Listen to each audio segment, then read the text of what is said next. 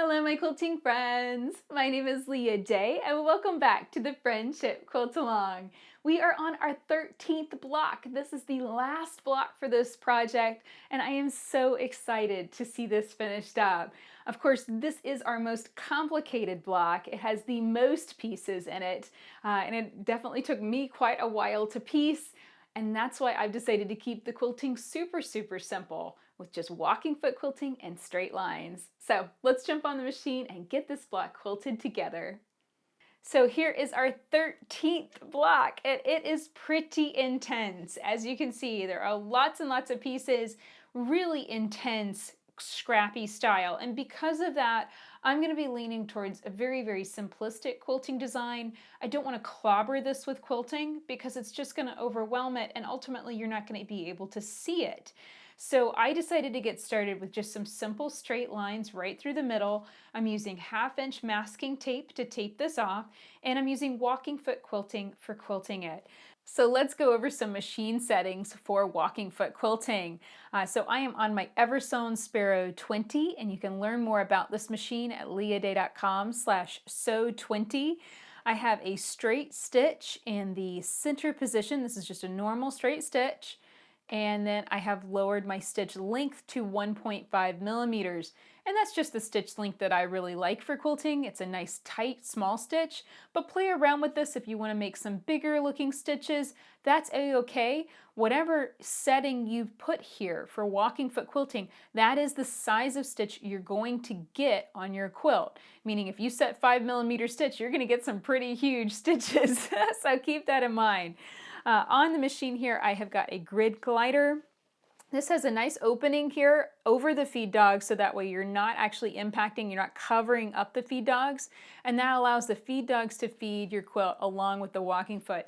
That's really important for walking foot style quilting. You need both of those things to work together in order to feed the quilt through the machine. Now I'm just going to slide it over. I got to watch out for my pins and pin mores. That's what I use for basting on my whole machine. I use these pins and pin mores because they're just so easy to attach and so easy to pull out as I'm quilting.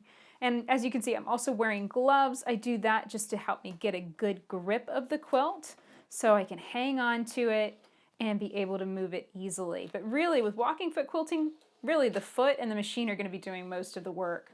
Okay, so I pulled up my bobbin thread. I'm off in the batting area, and I just smooth things out and get started quilting. And I'm just running my needle right along the edge of that tape. Now, if that doesn't work for you, if you find yourself stitching onto the tape a lot, then you might want to reposition it and maybe set it on the side of the foot. You could go to the inside or the outside, doesn't really matter. Just find what works for you and go with it, right? You don't have to do it the way I'm showing you right here. This is just the way that really works well for me. I think mostly because I can really see the needle. I can see the edge of the tape. I know exactly where I need to stay. And then if I veer to either side, I'm going to veer to the side off the tape so I don't stitch onto it. And even if you do stitch onto the tape, it's not a big deal. It will pull off very easily. So don't panic if you stitch onto the tape. Just keep on stitching all the way down, and then you can worry about that, just picking it out maybe with like a little seam ripper. Just carefully poke at the tape to get it out and away from your stitches. Okay, so the trickiest part of any kind of long set of lines is when they cross, because what you don't want to have is for it to cross over and then have a pleat over those lines. So I'm just smoothing everything out, making sure it's all nice and flat. I'm going to stitch slowly up to that line, smooth everything out again, make sure I'm still nice and flat all the way to the second line. And that looks good. So this is exactly how I stitched that first set of lines across. As you can see, it's super fast, super simple. And really the walking foot and the machine are doing all the work. Now, one thing you do need to watch out for, my tape, came unstuck here in the middle and it's kind of pulling, it's kind of distorting my block a little bit. Watch out for that. Lift it up and then smooth it back down again, because I did a lot of walking foot quilting a few years ago, and I found that sometimes tape can actually distort the fabric and can cause pleats and puckers. So always watch out for that as a marking device. Make sure that it's not causing your fabric some problems. So there we go. And as I'm stitching this line, I'm really thinking about what I want to stitch I really want to emphasize the heart blocks because those were really cute. That was a cute element that we put in the piecing for this block. And the other thing I'm having a little bit of trouble with, because all of the other blocks we've pieced and quilted twice, and we've been able to play with 2 different quilting designs, and I'm finding myself just a little bit stuck because I'm only going to get to quilt this block once. And so I really want it to be a spectacular design, but at the same time, I also want it to be simple because, you know, we're right here at the end. So the last block, if you're making a king size quilt, want to keep it simple so that way we can get into finishing the quilt, putting it all together, trimming down the blocks, all that good stuff. So you can see I did not break thread. I just kind of quilted right around that corner. And I kind of just turned the corner and then got back on track right on the edge of the tape going this way. And as I'm going, I'm really thinking about this quilting design. I'm leaning towards sticking with straight line quilting. And the reason is we just have so much going on with this quilt. And there's just so many pieces and so many different colors. And I really worry if I come at this and try and do, you know, a kind of a complex design on top of it, it's really going to kind of hide, you know, the heart shapes that I really like the best. So I'm really thinking about that. I might come in and maybe just do like a single straight line through all of those. And I think that actually might be plenty of quilting, and that would look really good. It would emphasize those shapes. It would add a few more straight lines to the quilt surface. It would echo this X. Basically, we put a big X through the middle of this block, and so it would echo that too. So it would really serve a good purpose in many different ways. So I'm kind of just chewing on that. This is one of those things I think is really important. I don't come up with a quilting design idea overnight. I munch on it a little bit, and I do that when let's say I'm working on a big quilt and I have a lot of other smaller projects going on, where while I'm working on those smaller projects, I'm usually thinking about that bigger quilt. I'm considering different design possibilities. It just stays on the back of my mind, and I just keep munching and munching and munching on it until I figure out my plan.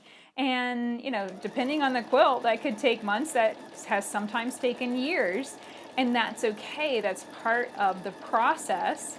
And, you just have to kind of keep it in the back of your head, what you're wanting to see on your quilt. And then also keep in mind, it doesn't have to be complicated. We can keep things really, really simple, especially if it's designed for a bed quilt. Okay, so I'm going to remove this last piece of tape, and we're going to take a look at this block. I love how easy it is to remove that tape and get rid of it so we can see that beautiful block and how it's looking. Okay, so my basic idea, what I thought of while I was stitching that line, would be to come in through the middle of this section, just like so, through the middle, and maybe do kind of like a set of overlapping V's. So this V would go like this, then another V would go like this, and then another V would go like that. That would kind of echo this triangle shape that we've got already. It would definitely make the hearts, I think, stand out nicely. I think that's what I'm going to do. I really like that idea. I am going to need some sort of marking to keep me on track though. So I'm going to grab a marking pencil and a ruler, and let's see here. This space is 1.5 inches, so I want to go in 3/4 of an inch. I could actually switch to ruler foot quilting and do this with a ruler, but I really think it'll be the fastest and easiest to stick with my walking foot. So understand both of those are open to you. If you mark it, you can go either way. You can use your walking foot, you can use a ruler foot and rulers. You can also mark it and quilt it with free motion quilting. I did, straight line free motion quilting for years, so that is certainly open to you as well. I really like this. So it's just a straight line right through there. I'm just lining up the line on the ruler with the ditch of that heart shape, just that inside ditch. I'm kind of leaning the line. My piecing wasn't exactly perfect on this block, so I'm leaning the line ever so slightly to the outside. If it's incorrect, I'm going to have a little bit closer together to the inside there, but that's okay. Just keep it consistent. That's the #1 rule. And I really like that. I like how it's kind of crisscrossing. You've got a little crisscross right there that kind of echoes the crisscross that we've got in the center. Yeah, I think it's perfect. And it's going to be really quick too. That's awesome. Okay, here we go. So all you got to do, once you get it marked, drop your foot down, bring your thread up. Make sure your foot is in the down position. That's always important. And then just start quilting on that marked line. Now, I always get questions, and this is fairly frequent too, that I get questions about marking quilts and how, is that cheating? Is it a good idea? Is it a bad idea? Is it somehow breaking the rules? That kind of stuff. And number one, no, marking lines on your quilt is absolutely not cheating.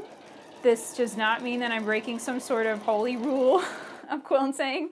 It is absolutely essential for quilting certain styles. So like if I'm quilting a whole cloth quilt, well, I've got to mark it, right? There's no way I can stitch a whole cloth without marking the design on the quilt surface. Now I'm right here and I want to start my line back here. So I'm going to actually just use my reverse stitch. This is also open to you as well when you're doing walking foot quilting. You won't need it for ruler foot or free motion quilting because of course you can just stitch backwards. But with walking foot quilting, you're using the feed dog, so you do need to use the reverse stitch if you want to go backwards. And there we go. Yeah, so getting back to marking, absolutely not breaking any kind of rule. It's absolutely essential for something like this where I'm just wanting to stitch this exact line in this exact spot, and then I want that mark to go away. So, it looks kind of magical that I put that line there all by myself. The lines on the quilt are the magic trick, and you just mark it, you follow the line, and then it goes away. But the number one key is just to make sure that you are using marking pencils or pens that you've tested, and you made sure that they come out of your fabric after you've marked them. So I use the Fons & Porter ceramic marking pencil for marking darker fabrics, medium to dark fabrics like this. It just races off. Usually by the time I'm finished quilting, the marks are already gone. But if not, the eraser on the end does a really great job too. And just erase those marks and it looks awesome. There we go. Now, if the fabrics are really light, like let's say you're marking a white whole cloth, then a fine line water-soluble pen is what I use for that. And there is always some confusion about the style of pen. You have to actually soak your block in order to remove this marker. You can't just spray water on it. It's just going to disperse the blue. It's not going to actually erase it. So that's one of those things. If you use this, make sure to pre-wash all your fabrics so that way you can soak your block after it's done. Okay, we've got one more line to stitch and we're done with this whole side, and then it's just going to be a wash and repeat all the way around. So I hope you can see just how quick and easy this was. I really don't think that a block like this needs a more complicated design. There are a lot of times that piecing is the king, and the piecing should take the kind of the dominant step and be the dominant thing, and this is definitely one of those blocks. I mean, we've got 100+ pieces in this block. You absolutely want that to be what stands out and shines, and if you try and hit something like that with a lot of quilting, a lot of intensity, feathers or circles or something crazy, it's going to do two things. Number one, it's really going to distract from the piecing. It's not going to really work. It's not going to really benefit the piecing very much at all. And they're going to end up fighting with one another. And it's just not going to end up looking as good.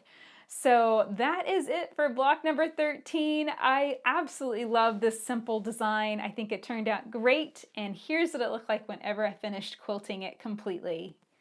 So that's it for this video, and that's it for the Friendship Quilt Along. I hope that you have had a marvelous time piecing and quilting along with me this year. I know I have definitely learned a lot about home machine quilting, about long arm quilting, about piecing with scraps, and really, really intricate units like these hourglass squares and half square triangles and quarter square triangles and everything that comes with that.